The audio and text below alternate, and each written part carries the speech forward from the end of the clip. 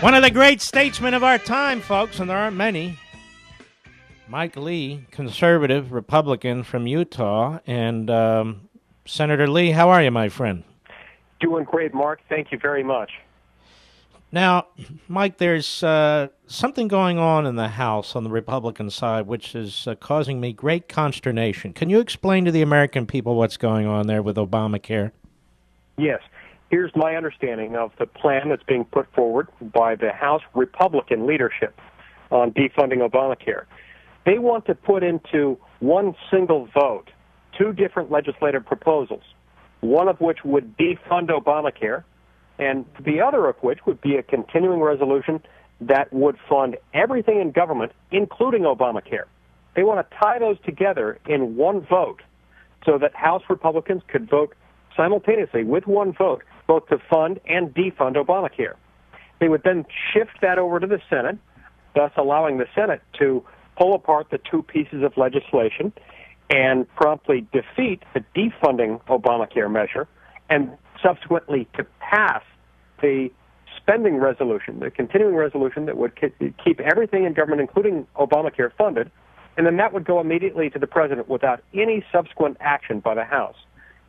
Now, this is a problem because it allows for Republicans or anyone else who claims to be against Obamacare to be able to say that they voted against funding Obamacare, and yet still at the same time allow them also to fund everything in government, including Obamacare. This is the classic Washington two-step. We voted to defund it, but then again we didn't. And so I'm against this, and I think every Republican, anyone who purports to be against Obamacare, ought to do everything within their power to defeat this plan.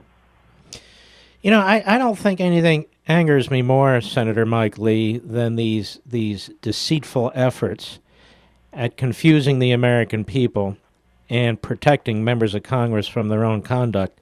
And this is one of them, voting for the opposites at the same time. That is, voting for a continuing resolution that funds Obamacare, and then voting to defund Obamacare, wrap it in one bill, send it to the Senate, and the Senate does its work, which is Obama's work, and funds the whole damn thing.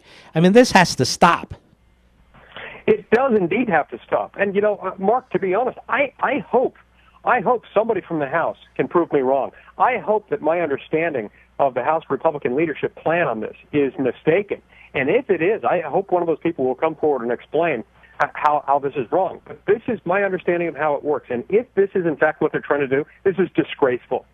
And anyone in the House who purports to be against Obamacare needs to stand up to House leadership and do everything they can to prevent this thing from hitting the floor.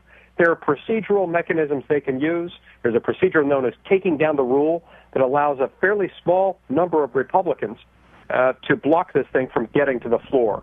And I think all Republicans who purport to be against Obamacare need to do precisely that. You know, I've never seen so much brain power going toward conniving activities as when some of these Republicans are trying to figure out how to avoid taking responsibility for supporting big government. That's right. That's right. And how much brain power goes into this nonsense?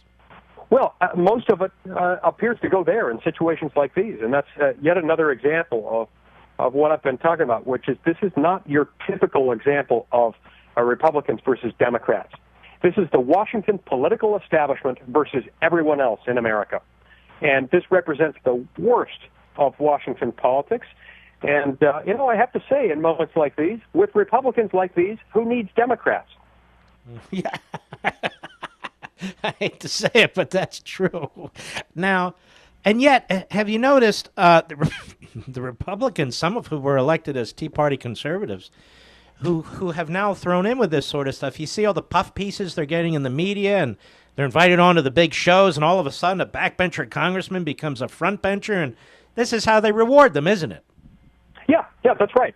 This is how they get rewarded, and that's why so few people are very often willing to stand up to leadership. And this is very, very distressing. But, the message to the American people is this government is yours.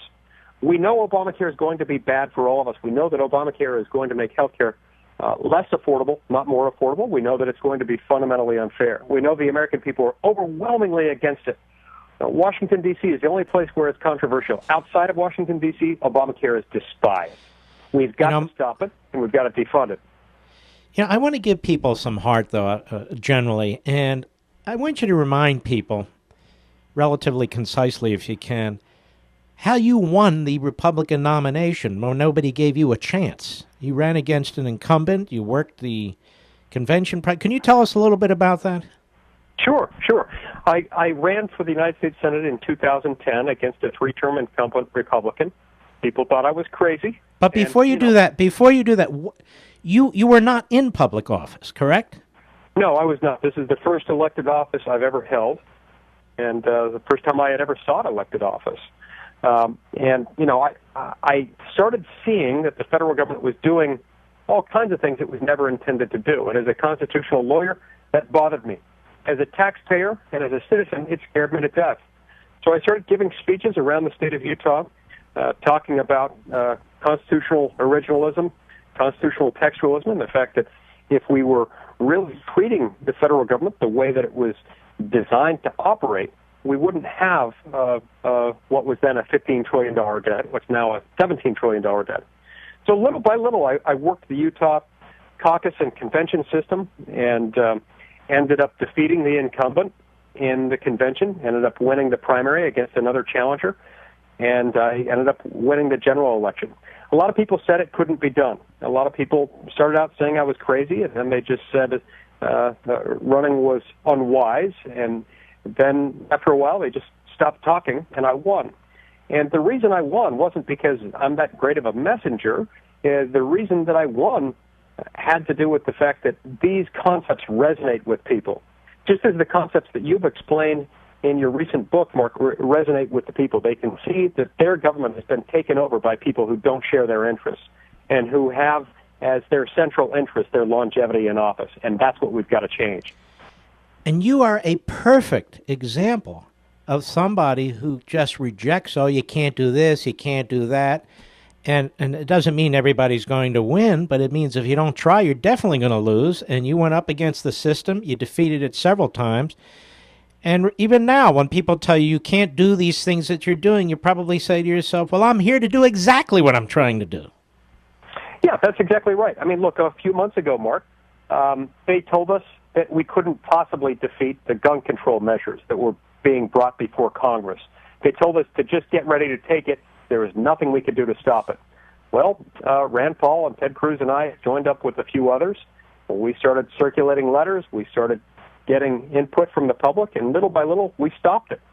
There are other examples of this, but, we can point to the fact that when the American people are solidly behind something, they really can make a change in Washington. And you can't always listen to those who say that it can't be done. The one way that we know that Obamacare could never be defunded is if we don't try. And we've got to try. And if we try and the American people stand with us as they are to an increasing degree, and with 1.2 million people going to don'tfundit.com just in the last few weeks alone and signing a petition, when the American people stand with us like that, we can win. And we can win this fight, too. Let me ask you this. The president's giving this speech about Syria. It's a speech about what he's not going to do. I mean, it's a remarkable thing. We've reached this point. But that said, tomorrow's the one-year anniversary of Benghazi, 9/11. This date, 9/11, is just unbelievable. But Benghazi, president has never been forthright with the American people about those 8.5, 9 hours after the attack, exactly what he was doing. Don't you find that remarkable? A full year later, we don't know what he did or didn't do. Well, we know what he didn't do, but we don't know what he was doing. Yeah, I find it stunning. I find it distressing, especially in light of how cavalierly he seems to have treated this entire affair, as well as the cavalier manner in which his entire administration has treated this whole matter. This is a rather unfortunate event, but it's made even more unfortunate still by the way the Obama administration has failed to come to terms with what really happened. Can you define American foreign policy? Because I can't. No, I really can't. And as it relates to this proposed involvement by the United States in the Syrian civil war, I can perhaps best define it as a suggestion by the president that our job is to enforce international norms by spilling American blood and treasure in pursuit of whatever the president happens to define as international norms at the moment, and whatever the president sees as the inexorable command of those norms. And, I just refuse to see it that way. I tend to agree more with what then Senator Obama said a few years ago, which is that we ought not be doing things like this unless we're attacked, or unless there's some sort of imminent threat to American national security. But to just go off in pursuit of enforcing international norms just for the sake thereof is not something the American people can stand behind, and they're not going to stand for it. And he's not doing it in most places of the world. For some reason, this is the one spot. Well, you know what, Senator Lee? My dream would be to see you on the Supreme Court one day. Maybe you'd rather be elsewhere, but you'd be absolutely superb. I could see you replacing Ruth Bader Ginsburg, as a matter of fact. All right, Senator. Well, that'd be quite a switch. That would Thank be, you very much, Mark. It would be my dream switch. All right, God bless you, my friend. Take care. Thank you, sir. Bye-bye.